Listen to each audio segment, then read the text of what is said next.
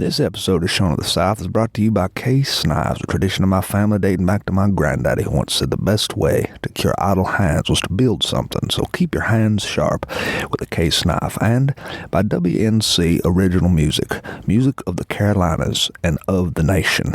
Do yourself a favor and visit WNC Original Music, look them up, and listen to their podcast today. You will not regret it.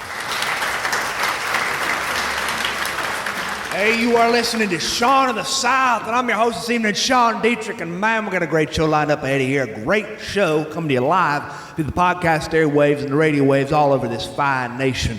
This wonderful group of folks you see behind me here fixing to play music for you is Admiral Radio, everybody. Admiral Radio.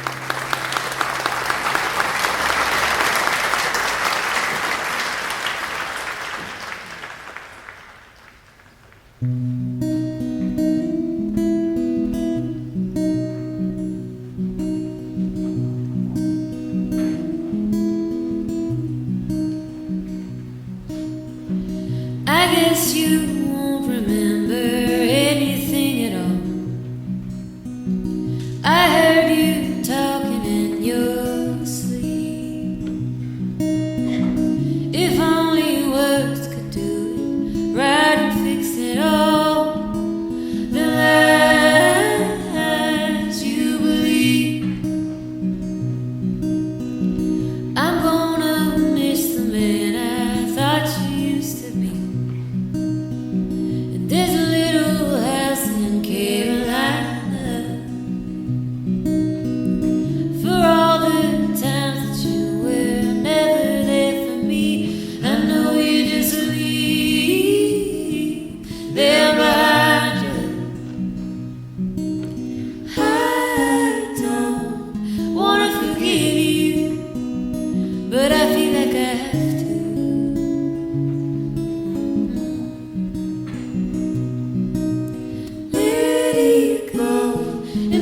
you need to. I wanna believe you when you say you weren't always this way.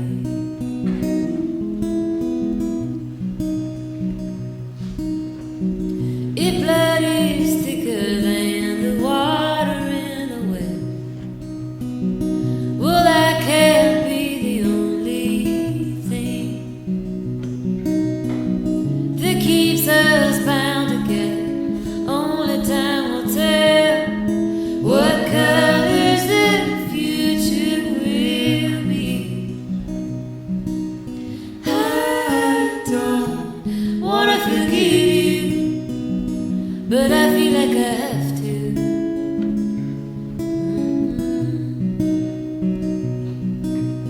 Let it go and do what you need to. I wanna believe you when you say you weren't always this way.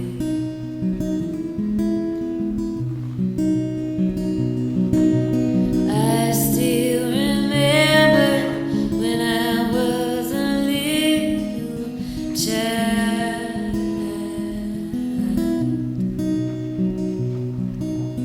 Hundreds of secrets locked up behind a smile.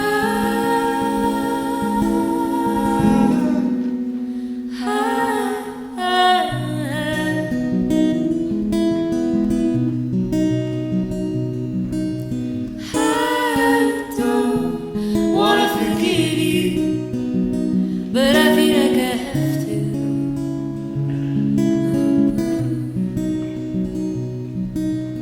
Let it go and do what you need to.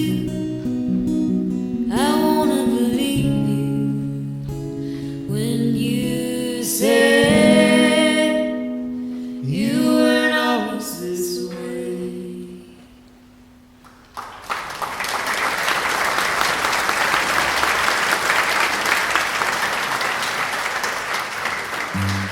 This portion of our program is brought to you by Visit North Alabama. The Mountain Lakes Tourist Association traveled to visit the 16 North Alabama counties that make this state what it is. Festivals, attractions, and restaurants all over Alabama. Blount County, Cherokee County, Colbert County, Coleman County, DeKalb County, Edward County, Franklin County, Jackson County, Lauderdale County, Lawrence County, Limestone County, Madison County, Marion County, Marshall County, Morgan County, and Winston County. Or visit the Horton Mill Bridge just off Alabama 75, about 5 miles north of Aniana. Built in 1935, all the work was done strictly by hand tools. Think about that for a second. Or how about the North Alabama Barbecue Trail, trek across North Alabama on a holy, sacred pilgrimage of saturated fat and slow-smoked pork. Other states do their barbecue differently than they do in Alabama, and that's not to say that they don't do it right. But that is absolutely to say that they do it dead wrong. Make plans today to visit North Alabama, because whatever you want to do, you can do it better in North Alabama. Look them up at Visit North Alabama or northalabama.org or hashtag VisitNorthAL. Now let's have another tune here from Admiral Radio, everybody. Admiral Radio.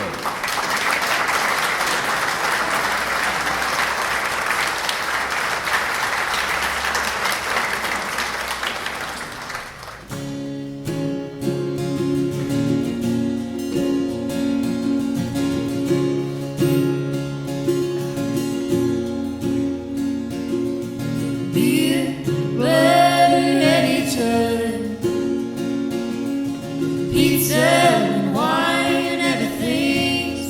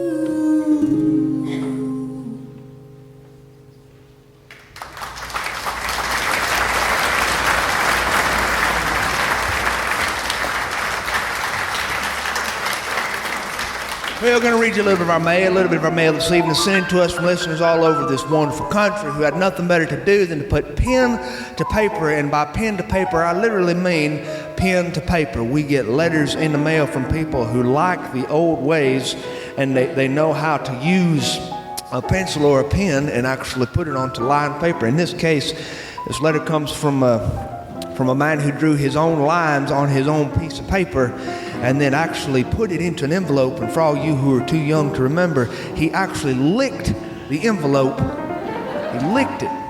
And then he placed it into a mailbox with a licked stamp on it. And then the mailman came with his hand and placed the paper letter into his bag and delivered it across the United States. This comes all the way from Illinois to us, a little country town in Illinois, all the way to us here in Northwest Florida, where I touched the same letter. You cannot get this same sense of earthiness and nostalgia when you touch your computer pad to open an email. This letter comes to us and it says, Dear Sean, I'm finally sitting down to write you a letter. You see, I'm a high school woodshop teacher in Lincoln, Illinois, christened by Abraham Lincoln himself with a watermelon, hence why our school colors are red and green. And I teach a drafting course to start the year out. Let's see, I like to have the students to do some letter and handwriting exercises. Inspired by your show, I thought I would use my position as a public educator to impress upon our next generation the importance of a handwritten letter. I'm surprised I didn't get fired.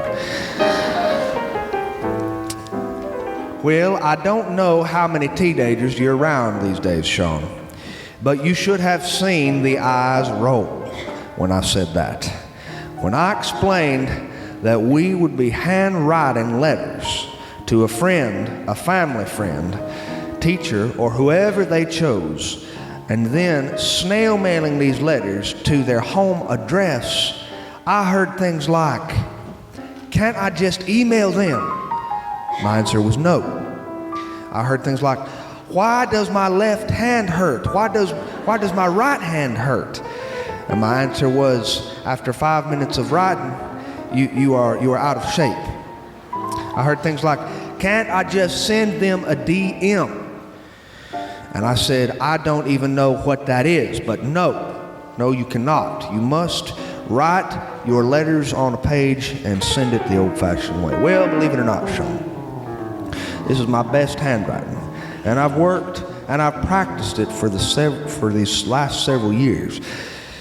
Because I don't teach and ask my students to do anything I don't myself believe in, I wrote this for you. I worked really hard to get my handwriting legible over the last 5 years, and no, I'm not yelling at you. Writing in caps is the only way that I can do this. Oh, of course, I get it.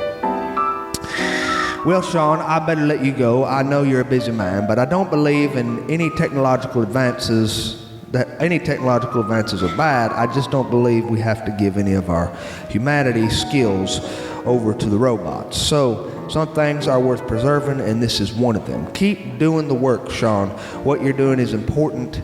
I think this entire country could take a page from one of your books and slow down and remember to appreciate the small things in life. I know you are a true inspiration to me. P.S. There's no way us two cool dudes have the same last name but are not related somehow. Your friend in Illinois, Justin Dietrich. Well, how do you like that? Justin Dietrich. Well, Justin, I would like to say thank you for your letter. I'd like to say thank you for your letter, and not just that, but thank you for taking the time to listen to what I just read, even though I botched it up in several places because my eyes probably need a little bit of help, but I refuse to get them help, and this is why I've taken to podcasts. It's touching to me to hold this, and I will fold it up and I'm going to place it in one of my favorite books because that's what I like to do with important letters. Thank you for that. And thank you for continuing to do the good work in your classroom. I don't know how to tell you how much it means to me to know that children are learning the old things that our grandparents have handed down to us, that their grandparents had handed down to them. This next letter comes from Jesse Bell in Portsmouth, Virginia. Dear Sean, I have a grandmother who used to teach me how to pray at the supper table. But she's been gone for a long time, and now I am trying to recall scrupulously what she taught me. Well, I'm having a time tonight. If you have any help or pointers on the matter of how to say grace, I would very much appreciate it. Your friend. Well, Jesse, I've written something for you, and this in a nickel will buy you half of a cup of coffee from a homeless shelter. But this is my take on how to say grace. If you're going to be a dignified person at the supper table and you're going to talk to heaven, you're going to need to learn how to say grace like somebody who knows what they're doing. You're going to need to act like you are reverent even if you are not. Because you can tell a lot about a person by the way they ask the blessing. You can tell where they're from, how they believe, how they think, and how they treat their children, and how they treat their fellow man. That's because there are more wrong ways than right ways in this part of the world to say grace. And I will go through a few, if you will. For example, there are poems and rhymes. Poems and rhymes are quite improper at the dinner table, even though a lot of people do them. Now, I learned this the hard way. I remember when childhood me said, "Oh God, bless this food before it's set. It needs all the help that it can get." And then, instead of amen, I said, "A woman." And that is how I lost my left molar. Of course, and there's other prayers that rhyme and have that gentle cadence to them. I would suggest avoiding these too. There's the prayer, "Thank you, God, for my hands and mouth, for cat head biscuits and cornbread from the South, for lukewarm bourbon in a glass. Uh-oh, here comes Mama to smack my little..." Yeah, you get the idea.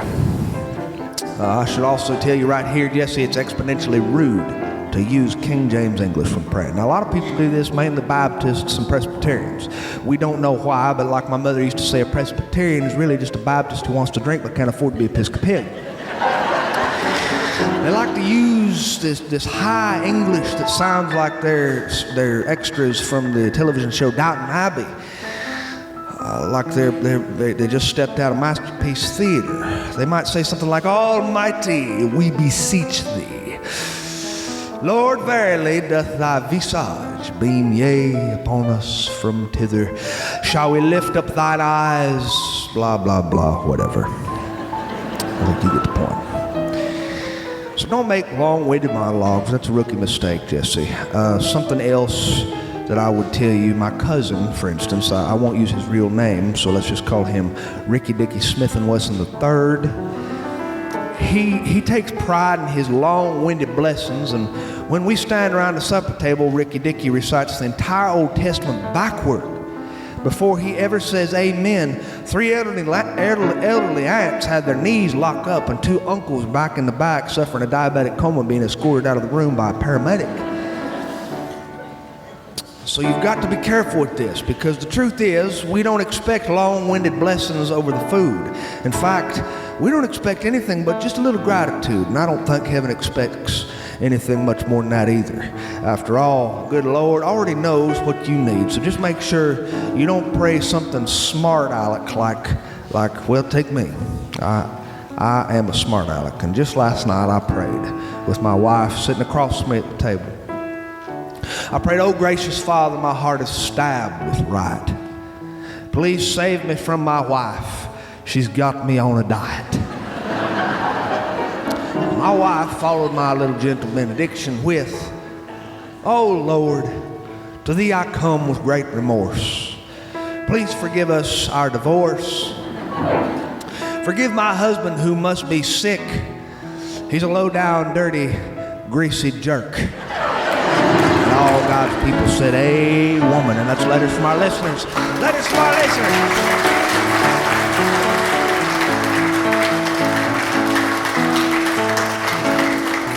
How about another tune here from Admiral Radio, everybody? Admiral Radio.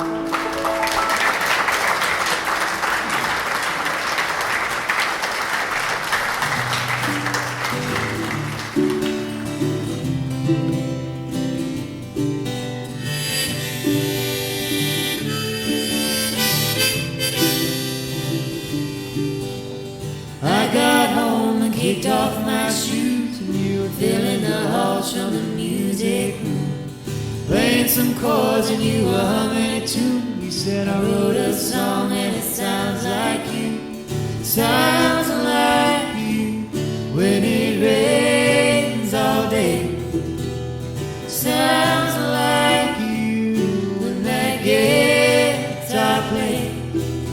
You're every line in the songs I write, everything I do sounds like you.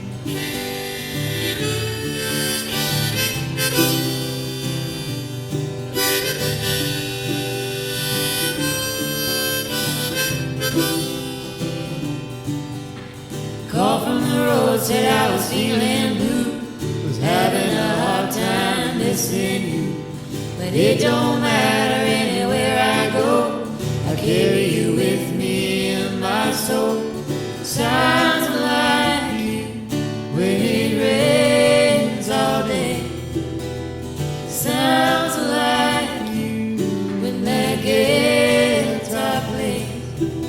You're every line in the songs I write, everything I do sounds like you. It's like I hear you all around. It's in our home and it's all in this sound.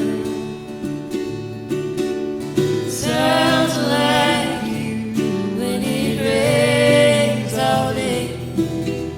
Sounds like you when that guitar plays.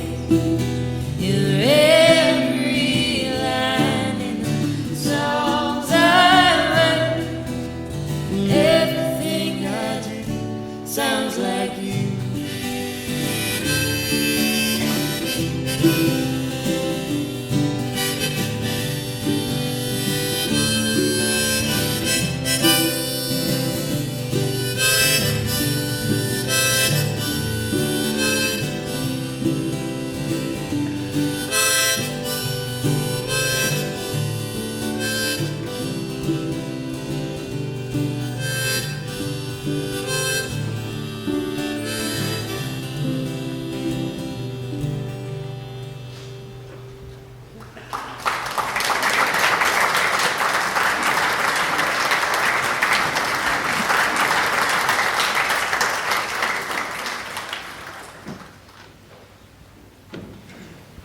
Oh man, I think this might be my favorite time of year. My favorite time of year when it's so beautiful that it just breaks your heart. You walk outside and you can see right around 4:30 in the afternoon, the sun's already a lot lower than it used to be, and it's making a golden hue bathe the world in this kind of nostalgic glow and cast purple shadows. The longleaf pines make these straight line shadows that stretch on for at least a mile just before sunset. They stretch on and on toward the end of the planet. It's a beautiful time to listen to the sounds of the earth, which are like music. You can hear the crickets, you can hear the cicadas, you can hear the alligators munching on small infants. You can hear the distant screams from old women being bitten by mosquitoes the size of Sherman tanks. You can turn on your television and you can see the weatherman from Dothan, Alabama, waving his hand over the map, and he's pointing to the screen, and he's sweaty and hot, and he's wearing an undershirt that he's already sweat through, and he's saying, right here in this part of Florida and South Alabama, this is where the devil lives because this is hell. It's so hot. Even though it's fall, the rest of the world gets to experience this change of color. We get to see none of that. The rest of the world has reds and golds and greens, faded greens and browns. We have lime green, puke green, and moss mildew green. That's it. That's all we got. But it's a nice time of year because it does get darker a little bit earlier. And you can enjoy it if you have a mind to. I've discovered you can enjoy just about anything if you have a mind to. You can enjoy the kinds of food that you never thought you would before. I never used to like asparagus. I never used to like it. For one thing, it wasn't the kind of food that I grew up eating. For another thing, it was expensive, and so my wife just started making it. And at first I thought, no, this can't be any good. I can't enjoy this, but she looked at me dead in the eye after she'd cooked that, and she pointed a very sharp chef's knife at me, and she said, you can enjoy anything if you've got a mind to. And so I ate it, and sure enough, I liked it. I said, what did you put on this? She said, I put at least 4 sticks of butter on that asparagus. Welcome to this part of the world where we eat a lot of butter and saturated fat and overcooked vegetables. It's just how we do things. It was about this time of year when I was a little bit younger, and I had this idea that I wanted to write. I wanted to really go after something that was exciting to me. I had done other things. I'd done all sorts of other jobs that just never appealed to me all the way from my youth. I had hung sheetrock. I had helped install commercial gutter and commercial tin roofing. I had worked in Baptist churches. I had worked in churches where I don't know what they were, but they spoke in tongues a little bit, and it scared me to death. And I worked in an ice cream shop where people came in and asked for ice cream samples as if they were picking out real estate. They took it so seriously when they're asked for samples. And I have worked doing all sorts of silly things. I had a short stint as a telemarketer. That was a really, really interesting experience. You learn how your voice can seriously disrupt the lives of other people, much like being a podcast host. Now, I wasn't really good in sports. I remember when I was a kid, my cousin Ed Lee bought a basketball. He bought a basketball, saved up his yard work money to buy it, this basketball. He brought it over to the house, and boy, we had no idea what we were doing. We were passing it back and forth. We were throwing it. We were kicking it. We were throwing it like, throwing it through the air, hurling it through the air, catapulting it, headbutting it. And finally, a kind-hearted neighbor came over and put some air in it. Boy, that made all the difference in the world. And so I did have an interest in writing. I truly knew that there was something in this occupation that might suit me. And I applied for several jobs when I was a grown man, didn't have enough education to shake a stick at. You know, a lot of writers have a better pedigree than a French poodle. They've got letters after their names, PhD and MD and DR and all this stuff. And I had none of that. I had an education that I got from a community college that took me 11 years. And I went to school for 11 years, taking my time, and I'm not a doctor, but I did have fun. And so I'm not exactly your prime candidate to be an author, but you got to go after things you want, because even if you fail, you have to know. You have to know. I had to know exactly what I was made of, and going after something that is not in your comfort zone, but something that you feel like you were kind of made to do. Going after that thing is like subjecting yourself to open heart surgery. It's like giving a man dressed in white scrubs a butcher cleaver and letting him hack open your sternum and reach in and grab your beating heart in his latex gloved hand, hold it above his head, and say, let's see if this guy's an author or not. That is what it is like. That is what it is like. It is a chest-opening experience, a gut-wrenching, heart-opening, humanity-exposing experience to try to do something you want to do. I applied to this little regional magazine, and she asked me into her office, this editor, older lady. She said, well, I read through some of your samples, and I think we can sign you for $200. I said, for $200? She said, yes. Please make your check payable to me personally, and you can hand it to the cashier on the way out. And I wrote a few little articles for this little magazine, just regional beat stuff. Wrote about the Possum Festival and the Watermelon Festival, stuff like that. And I got a little confidence underneath me, not a lot, just a little, just enough not to be afraid to stand up on the roller skates, if you will. I felt still shaky in the knees, but confident enough that I could stand on the proverbial roller skates without totally breaking my tailbone. And so I applied to some bigger jobs, and I threw these little applications out in snail mail because that was more accepted back then than it is now. And I got a message back one afternoon when I was coming back on a crisp fall day.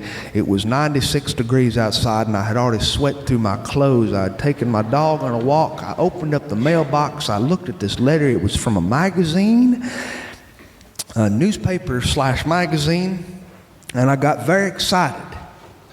And I opened it up, and it said, we read some of your samples, and we're willing to meet you for an interview. It was a long way away. A long way away.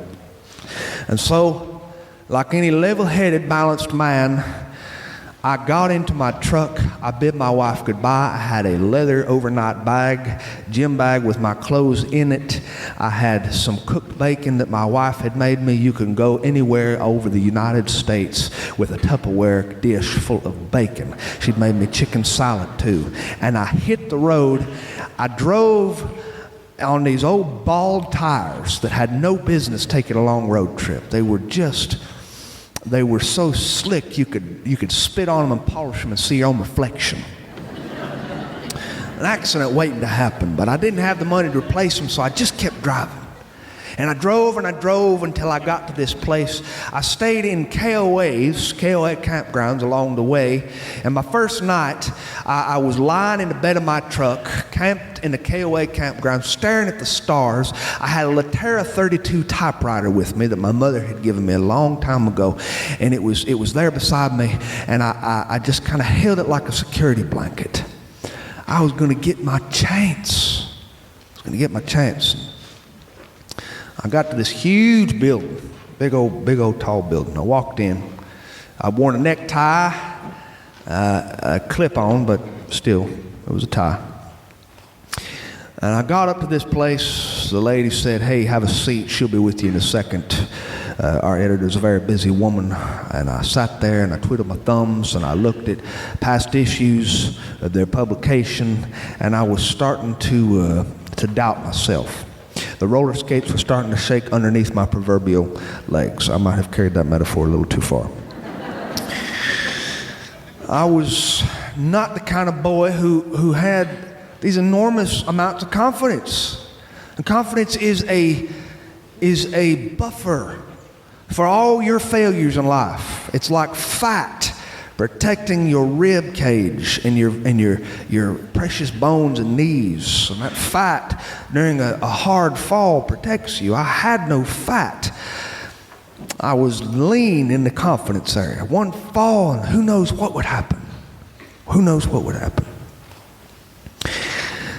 This lady came up to the door and she said, all right, come on in. Sean, she looked at a piece of paper. She said, Sean, come on in. Sean Dietrich. And I said, no, ma'am, it's Dietrich. Kids have been calling me Diet Rich ever since middle school when I was so chubby. And this name is a curse from the underworld. And immediately it brought up some feelings dating all the way back to middle school when I would run around that gymnasium playing dodgeball, a game that was invented by the devil himself. When children throw this large medicine ball at you and it hits you and makes this smacking sound right on your belly and it knocks you to the floor and they stand over you and they point and they laugh. And then when you get up, you walk away and on the back of your shirt, strung across your shoulders are the letters that your mother drew on the shirt with a Sharpie magic marker that says D-I-E-T-R-I-C-H, Diet Rich. And they would say, hey, Diet Rich, is your diet rich? And people would laugh, much like you're laughing right now. I sat down across from her desk in this large chair, but it was low to the ground. And her desk was about 14 feet tall, and her looming presence leaned onto that desk, onto her elbows, and she looked downward at me like St. Peter in heaven looming down at someone, figuring out whether or not they are going to go into heaven or all the way down to the underworld. When you walk through the gates of hell, Satan will either hand you a banjo and an accordion.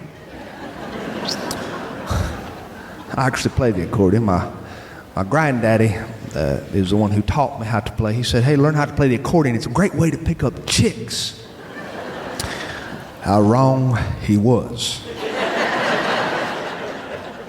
She read through some of my work. She read through some of my things. She flipped through one page. She found one. It was a story that I had written about a train running through Chipley, Florida.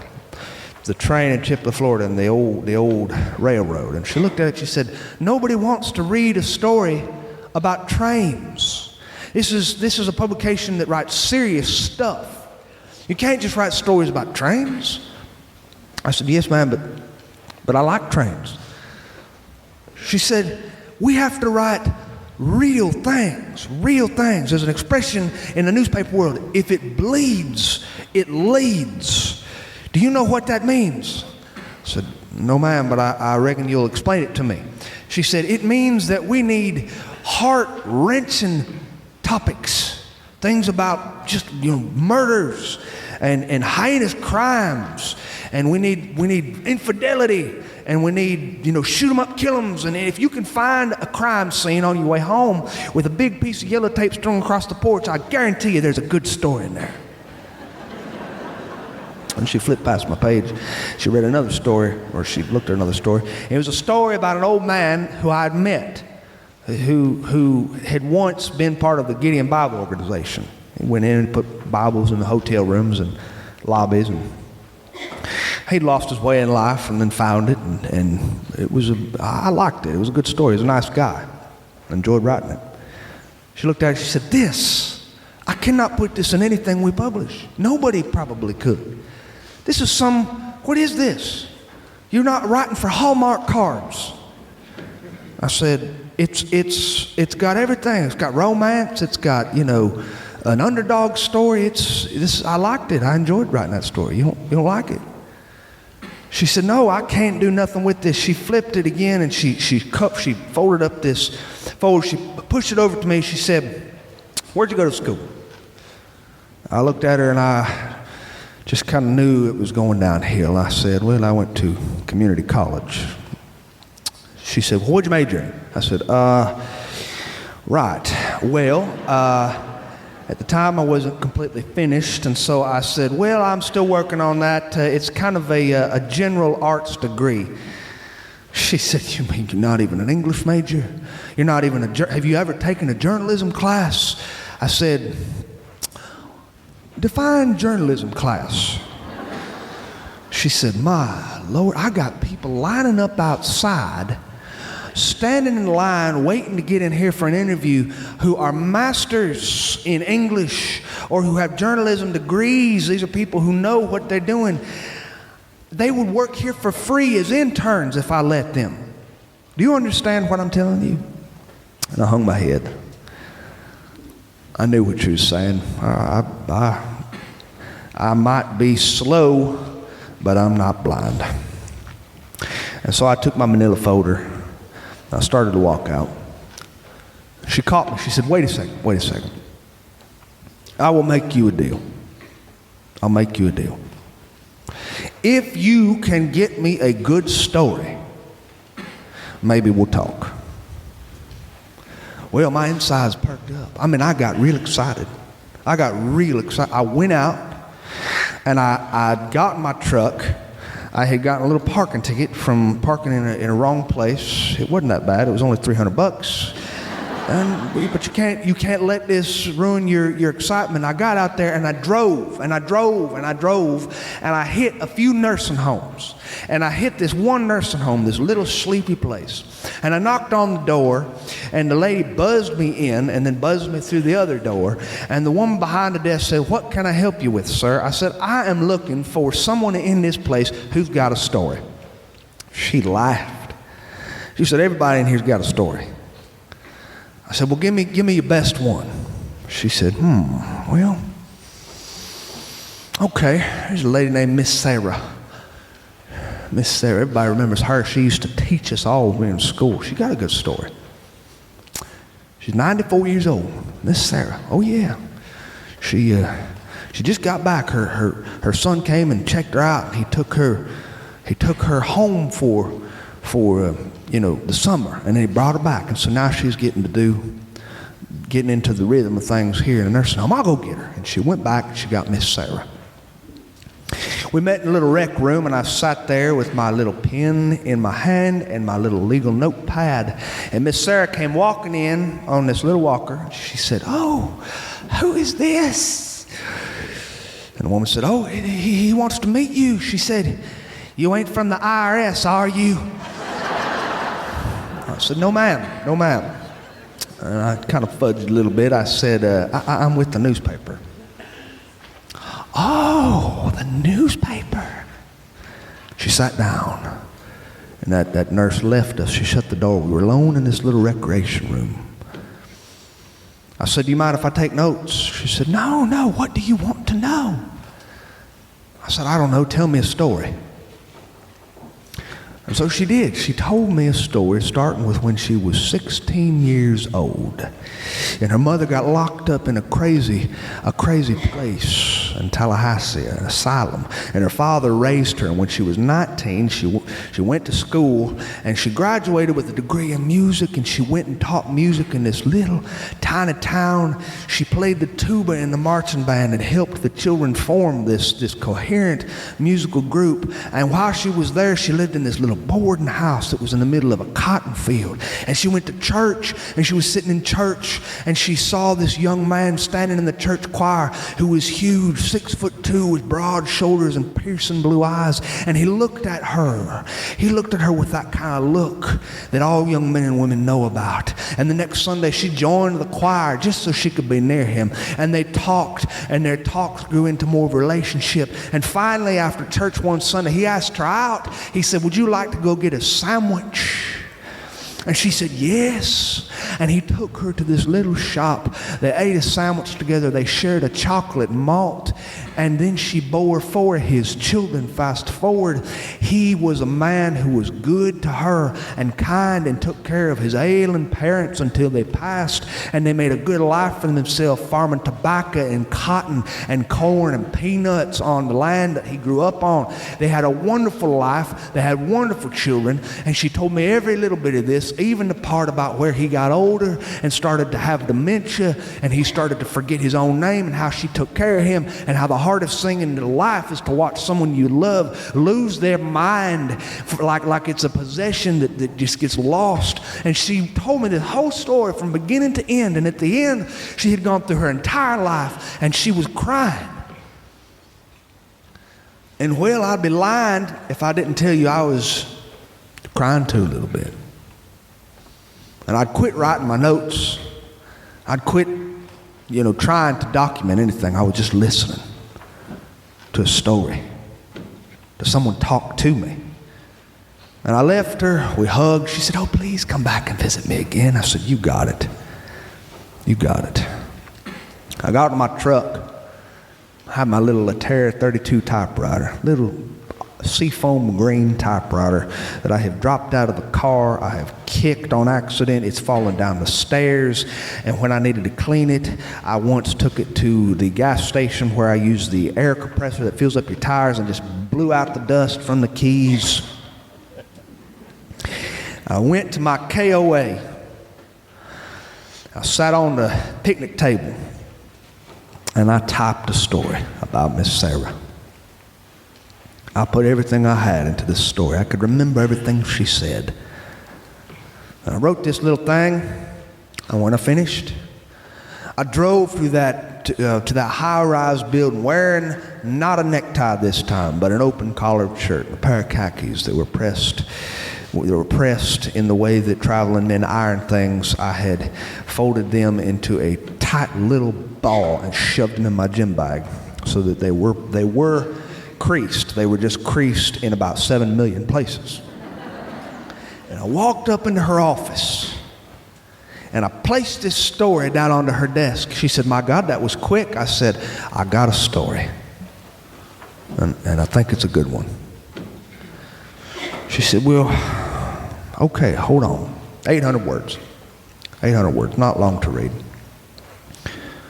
She leaned back in her chair and she licked the thumb and she thumbed through it. When she finished, she let out one laugh. She said, "Oh, no, no, no, no, no. This is not what I was talking about. This is not what we publish. I'm sorry, but you've wasted your time." And I stood up and I grabbed that manila envelope with my story in it. And I said, "No, ma'am, I have not. In fact, I think I have found myself." And ever since then, I have been writing and I haven't found a good reason to stop. Just the other day, I have published my 1700th column. 1700. And I'm so grateful. I'm grateful to anybody who tells their story, no matter how plain it might seem or how hard it is to tell. I'm grateful to those people who open up their heart and do open heart surgery out in public, who have told their life in story form. And if you haven't yet, I hope you choose to, because you can do anything if you've got a mind to. Hey, thanks very much for listening to me. It's been a wonderful pleasure being here tonight. Thank you very much.